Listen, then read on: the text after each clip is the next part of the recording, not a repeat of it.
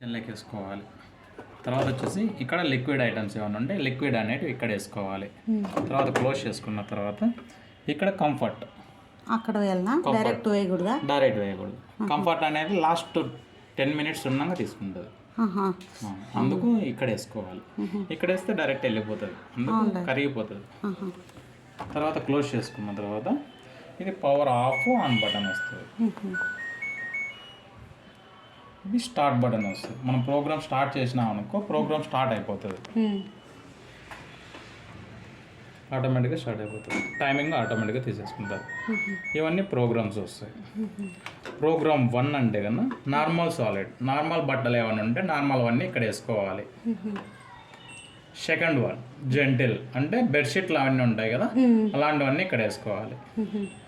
Kick wash అంటే ఫాస్ట్గా అయిపోతుంది, అంటే ఫంక్షన్కి వెళ్ళేసినవి చెమట పట్టినవి అలాంటివి ఏమైనా ఉంటే తక్కువ మురికి ఉండేవి ఏమైనా ఉంటే 3 ఆప్షన్లో పెట్టుకుంటాం. స్ట్రాంగ్ జీన్స్ ప్యాంట్స్ ఏమైనా ఉంటే కన్నా 4వ దాంట్లో వేసుకుంటాం. 5వది వచ్చేసి నార్మల్ ఫ్రీ వాష్. ఇది నార్మల్, ఇది నార్మలే, కానీ దీంట్లో ఫ్రీ వాష్ అనేది యాడ్ అవుతుంది, అంటే ఎక్స్ట్రా టైమింగ్ అనేది ఉతుకుతుంది.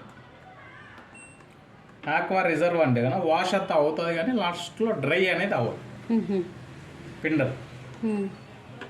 రిన్స్ ప్లస్ అంటే కన్నా ఓన్లీ కంఫర్ట్ యాడ్ చేసుకోవడం, అంటే ఆల్రెడీ ఉతికిన బట్టలకి కంఫర్ట్ యాడ్ చేసుకోవడం స్మెల్ కోసం.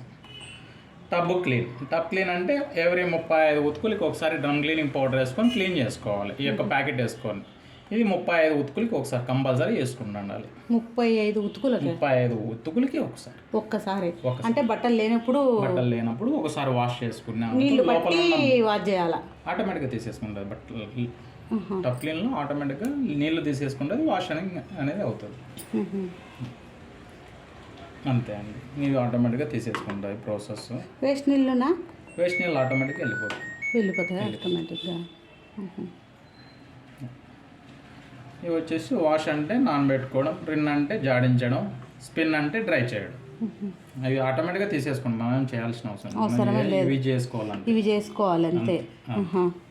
First normal